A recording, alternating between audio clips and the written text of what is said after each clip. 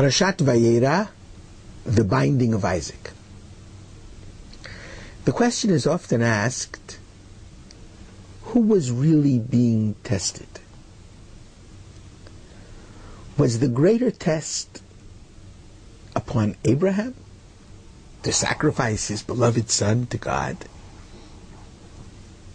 Or was the greatest test for Isaac, who was the one who, after all, was being asked to give up his life? As a father, and as a father who has seen his children and grandchildren in the army,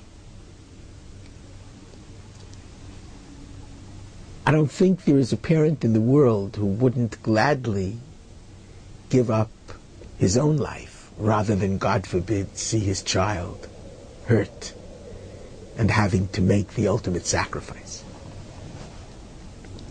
From that perspective, I certainly understand very well that the major test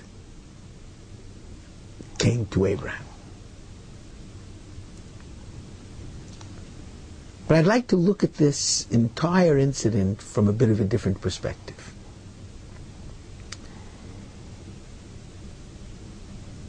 At the end of the day,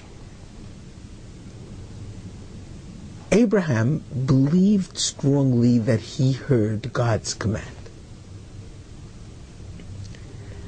And Maimonides, in his Guide for the Perplexed,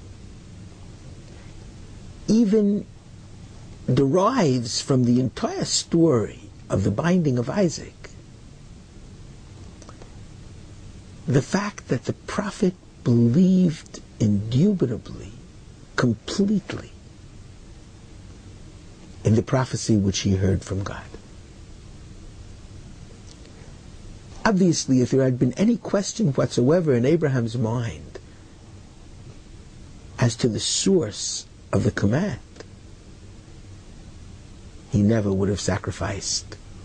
He never would have gone to sacrifice his son. So Abraham heard from God, was certain that he had heard from God. And I dare say if any of us would receive such a command directly from God, we would find the strength to carry it out. Isaac didn't hear it from God. Isaac only heard it from his father. Vayelchu shnehem yachdav, and the two of them walked together, says the Bible, because Isaac, although he only heard it from his father, accepted it completely and was ready to give up his life. From that perspective, I believe that the test for Isaac was much greater than the test for Abraham. And I would like, just for a very few moments, to flesh out this idea.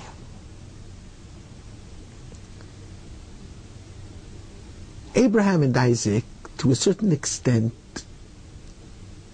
are studies in contrast. Abraham was a very optimistic pathbreaker, iconoclast, started a new faith, waged successful wars,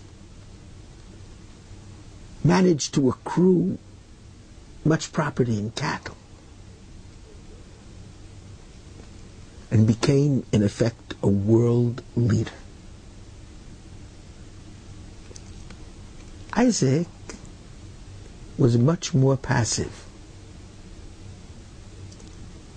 Everything happens to him. A wife is found for him. He is taken to the binding. Even the blessings are wrested from him. Isaac is not the path breaker. Isaac is the continuer. But from that perspective, Isaac is most Jews. Most people are not path breakers. And Isaac therefore represents the Jewish Masorah, the Jewish tradition handed down from parent to child, from generation to generation. And Jews throughout Jewish history have been called upon to give up their lives for God. I mean, this was true in all of the wars that we fought, in the auto da fés, in the times of persecution and crusades, and kiss the cross or die, and even to go to Auschwitz singing Ani Ma'amin. And the Jews who have given up their lives for God have done it not because they heard God's command, but because they heard the voice of their tradition. They heard the voice of their parents and grandparents and great-grandparents. So Isaac is the continuer. Isaac represents Jewish tradition. Isaac represents the commitment unto death which every Jew receives from his forebears and proudly bears with dignity, with grace, and with faith. Shabbat Shalom.